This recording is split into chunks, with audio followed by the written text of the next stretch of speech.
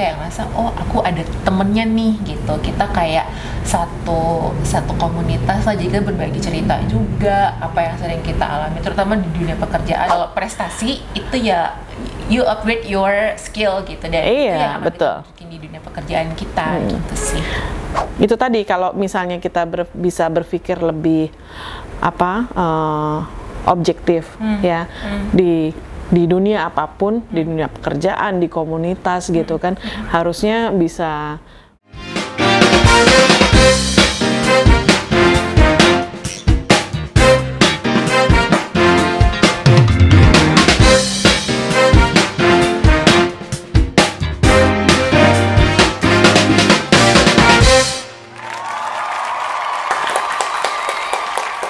Hai sahabat EJ, luar biasa ya hari ini ya, penuh dengan cerita cinta dan keseruan buat kita semuanya. Dan hari ini saya kedatangan tamu yang luar biasa, juga wanita tangguh yang menginspirasi kita semua. Ketemu lagi dengan saya Tias Bintang di EJ Talk, wanita dan ceritanya. Tamu istimewa saya kali ini adalah seorang wanita single tapi juga sangat percaya diri. Kita kenalan ya dengan Mbak Sari. Hai Mbak. Disapa sahabat EJ-nya, ada yang kangen? Apa kabar hari ini? Kabar baik. Happy. Puji Tuhan, selalu ceria. Iya. Susah-susah nggak usah ditunjukin sama orang lain, ya kan? Simpen aja sendiri. Sendiri aja. Karena biarkan kita menjadi berkat bahagia buat orang lain. Amin. Sibuk apa hari ini Mbak? Kok hari ini sibuk seperti biasa, bekerja. Oh ya, sebagai apa? Aku kebetulan kerja di bidang kreatif industri sebagai marketing. Jadi ya day to day-nya berhubungan sama klien-klien lah, gitu ceritanya. Berarti kalau profesinya udah marketing, udah pasti tahan banting. Banting, tahan loh. Karena kan wah ngikutin karakter klien pasti beda-beda. Yes, betul. Itu biasanya ngapain aja Mbak? Biasanya sih day to day-nya tuh kan kita terima arahan dari klien, kemudian nanti kita akan bukan eksekusi sih, ngejalanin brief klien itu sesuai dengan yang mereka brief. Nanti kita akan diskusi tuh sama tim sesuai dengan brief dari klien gitu sih. Oh gitu. Menantang nggak sih menurut Mbak Sari? Menantang sih ya, semua yang tiap hari day to day aku kerjain itu sangat-sangat menantang, karena itu tadi kayak yang dirimu bilang, karakter klien tuh kan beda-beda. Iya. Terus apa yang diminta klien day to day-nya juga beda-beda. Iya. Jadi itu juga kayak memancing sisi kreatif aku juga untuk menghadapi klien gitu. Wah. Aku rasa juga teman sobat-sobat EJ di sini yang mungkin bidang kerjaannya kreatif juga pasti merasakan apa yang aku rasakan. Karena kan kalau marketing tuh kan tantangannya banyak. Betul. Pertama tantangan dari klien, tuntutan pekerjaan ya kan, terus belum mungkin kalau ada target segala macam gitu. Sejauh ini lebih menantang mana? Dalam hal pekerjaan sama pengalaman hidup nih? Yeah. Dua-duanya menantang ya. Karena menurut aku pekerjaan sama pengalaman hidup itu ceritanya masing-masing. Kalau pengalaman hidup itu yang jelas kita berdapat pelajaran apapun musim yang sedang kita hadapi dalam pengalaman hidup. Nah kalau untuk pekerjaan itu ya itu juga tantangannya juga beda lagi gitu. Jadi kita belajar lebih banyak lagi, dapat skill juga dari tantangan dari pekerjaan. Kalau pengalaman hidup itu lebih kayak pengaplikasian aja sih kalau menurut aku. Betul, termasuk juga kayak upgrade diri. Betul. Ya, betul. Gitu. Oh ya, sekarang kan banyak wanita dengan potensi masing-masing, ya kan? Selain itu tadi, selain harus pinter, selain harus cerdas juga, karena kan orang yang berhubungan dengan orang banyak udah pasti tuh skill bicara, skill komunikasi, ya kan? Dan juga nggak lepas dari penampilan fisik nih, ya kan? Nah, kita sebagai wanita-wanita yang plus size, ya kan, tentu punya mungkin ada tantangan lebih untuk di bidang industri Mbak Sari ya, gitu. Itu pernah ngalamin sesuatu yang nggak enak nggak sih? Mengalami sesuatu yang nggak enak itu pernah. Kayak pasti apa dibanding-bandingin lah, terutama mungkin sama perempuan-perempuan di kantor ya. Kayak dia yang lebih penampilan lebih bagus, terus dari segi fisik juga lebih bagus, itu juga pernah. Tapi dan waktu awal iya, mungkin kayak ngerasa apa ya, sedih gitu, apa namanya, merasa down gitu. Tapi lama-lama kayak, ya kenapa harus sedih, toh apa namanya, yang ditunjukin itu prestasi dalam betul, pekerjaan, kemampuan bekerja. Toh itu hanya bentuk fisik yang lama-lama juga akan berubah gitu loh. Kalau prestasi itu ya you upgrade your skill gitu, dan itu yang betul mungkin di dunia pekerjaan kita gitu sih. Kalau fisik lama-lama menjadi tua. Tapi kalau prestasi, kalau skill lama-lama menjadi muda. Artinya lebih meningkat, ya kan? Itu yang penting sebenarnya. Oke, kalau berarti intinya sih tidak ada masalah ya di dunia kerja ya. Bagaimana dengan keluarga? Kalau dengan keluarga, puji Tuhannya sih apa ya, sangat suportif keluarga aku. I mean, pasti ada saat-saat dimana ayo dong kurusin badannya biar cantik, biar banyak yang suka gitu. Pasti ada kan yang kayak gitu. But then again, apa, sejauh ini sih keluarga aku sangat-sangat suportif ya. Mungkin waktu awal-awal kayak masih remaja, biasa kan remaja-remaja gitu, udah mulai tuh cinta-cintaan, kok kamu nggak punya pacar sih, pasti kadang gemuk gini-gini gitu, pasti itu ada sentengan-sentengan kayak gitu. Tapi saat ini sih keluarga aku benar-benar suportif ya. Apa ya, yang penting akunya bisa terima keadaan aku, terus bisa ngejaga kesehatan aku juga gitu loh. Jadi mereka benar-benar yang suportif gitu, apa, selalu ngingetin jangan lupa olahraga, makanya dijaga. Jadi kita sama-sama ngingetin sih di keluarga gitu. Betul. Kenapa ya pandangan orang tuh sampai mungkin yang sampai sekarang gitu ya. Jadi kalau wanita tuh identiknya dengan wanita cantik itu adalah kurus. Gitu ya. Karena nggak tahu ya. Tapi kan banyak juga orang yang menyukai gitu loh dengan figur wanita dengan plus size kayak kita, ya kan? Karena apa namanya, itu tadi kalau misalnya kita bisa berpikir lebih apa, objektif ya, di dunia apapun, di dunia pekerjaan, di komunitas gitu kan, harusnya bisa memilah ya, harusnya mana yang menjadi penting gitu. Terus kalau teman-teman gimana? Nah, kalau untuk teman-teman sih kebetulan teman-teman mainku tuh apa ya, sejauh ini dari zamannya aku masih remaja sampai sekarang tuh apa ya, kita happy aja sih, dan mereka juga benar-benar suportif gitu. Bahkan kadang kita suka apa curhat ya, gak jauh-jauh dari masalah kenapa sih gemuk, kenapa sih ini gitu. Tapi ya again itu acting kayak standarnya cewek, kalau cewek pasti akan ke masalah itu ya. Tapi kita sama-sama suportif, ya nggak apa-apa, yang penting kamunya bisa terima diri kamu, terus gimana kamu mengovercome itu ya, kamu bisa kayak dijaga, makannya dijaga, terus olahraga kayak gitu-gitu sih. Banyak temen cowok nggak? Temen cowok rata-rata sih ada sih. Ada ya, tapi kan mereka bisa biasa aja gitu bergaulnya ya. Bisa biasa aja bergaulnya. Gitu. Pasti curhat-curhat tentang cowok nggak sih? Iyalah, pastilah. Kalau sama teman-teman cewek pasti curhat-curhat soal, iya nih lagi naksir ini, lagi suka ini, gimana ya caranya biar dia notice aku. Gitu. Iyalah, tapi karena itu menarik gitu loh.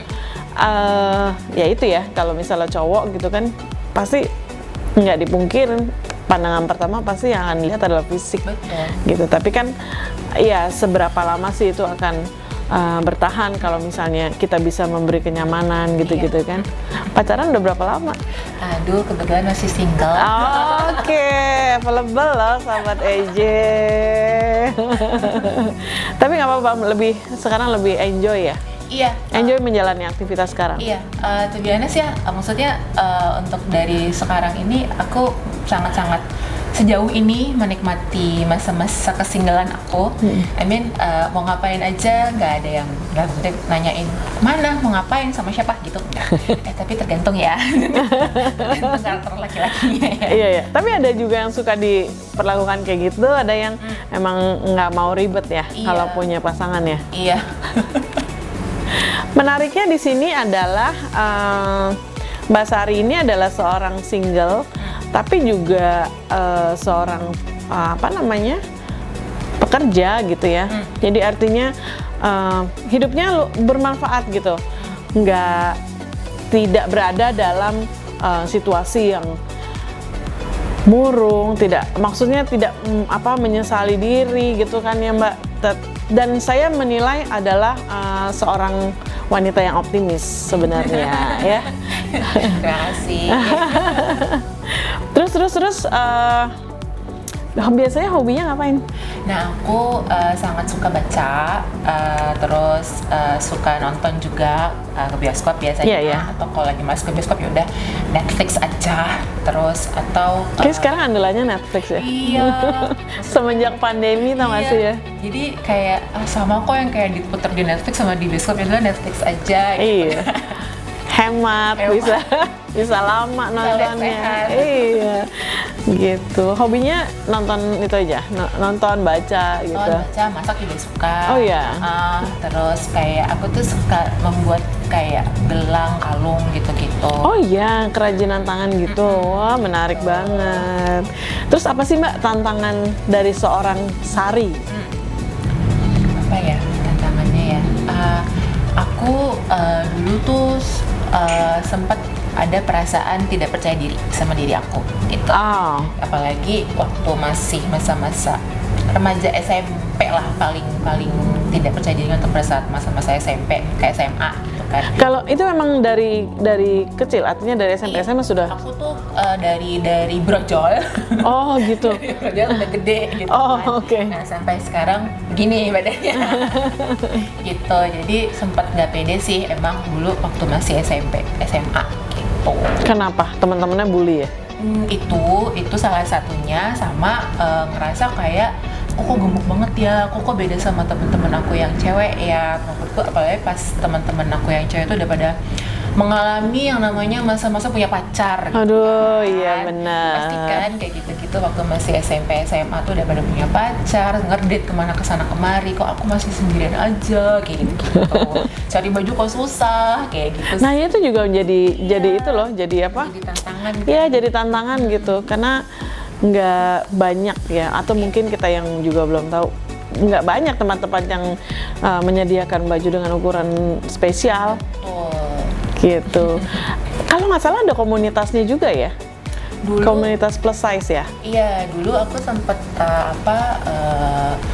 bergabung gitu sama sebuah komunitas. Nah, justru karena akhirnya aku kenal sama komunitas ini tuh, aku kenalan nih sama teman-teman yang plus size juga. Aku kayak ngerasa, oh aku ada temennya nih gitu. Kita kayak satu komunitas lah, jadi berbagi cerita juga apa yang sering kita alami, terutama di dunia pekerjaan kan pasti banyak yang mengalami ya. Terus mau cari-cari baju di mana ya, karena pada saat itu di zaman aku itu cari baju itu apalagi yang plus size itu susah iya. Banget, nggak segampang sekarang lo lihat di online juga nemu gitu yang ukuran besar gitu kan. Nah jadi di situ tuh kita saling sharingan di situ gitu. Menarik sekali loh Mbak Sari. Nanti kita ngobrol lagi mengenai komunitas yang diikuti Mbak Sari, tapi sebelumnya kita minum dulu yuk, biar lebih segar. Sahabat EJ, kita minum dulu ya.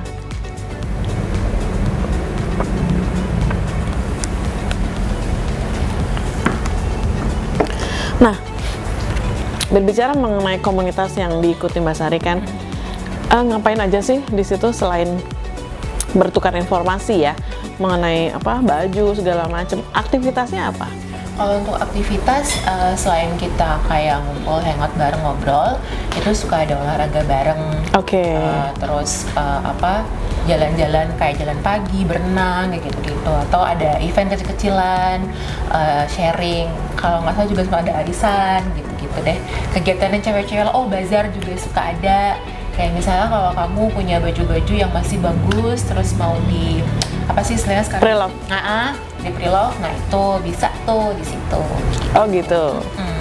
Tapi di situ juga mereka mungkin saling menguatkan ya. Yes.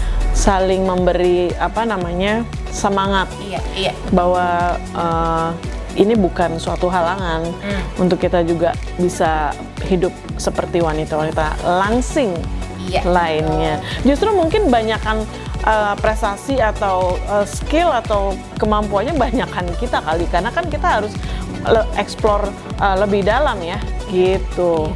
Apalagi soal kewanitaan, gitu. Karena kalau mencari sesuatu yang umum gampang didapatnya, ya kan. Tapi kan ini kan kita spesial lah, ya kan, untuk dapat baju, cari sepatu.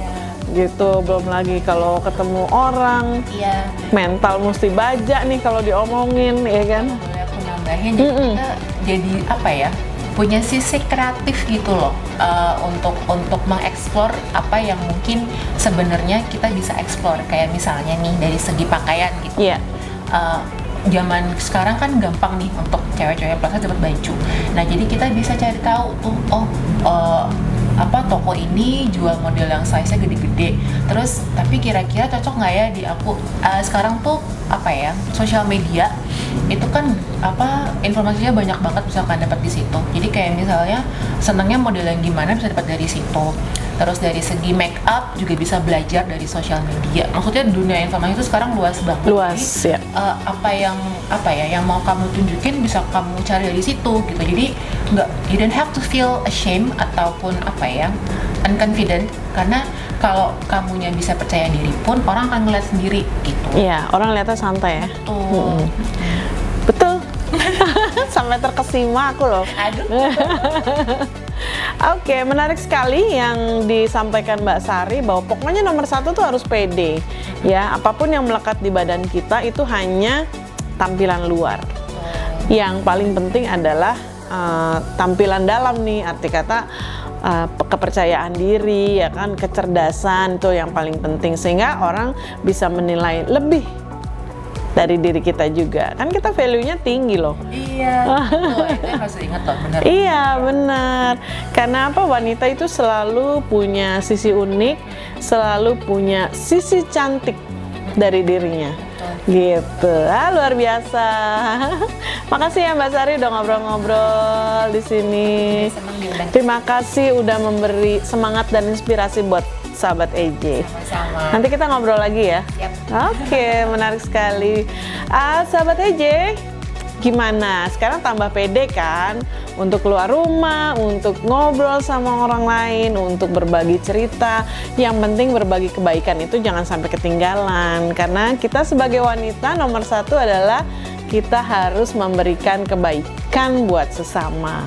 Oke, sahabat EJ, selesai sudah perbincangan saya dengan Mbak Sari pada pertemuan kali ini.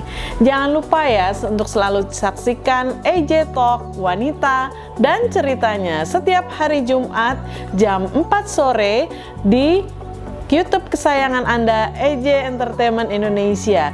Sahabat EJ semuanya, jangan lupa kalian harus bahagia, karena bahagia itu kita yang nentukan, bukan orang lain. Tias Bintang pamit.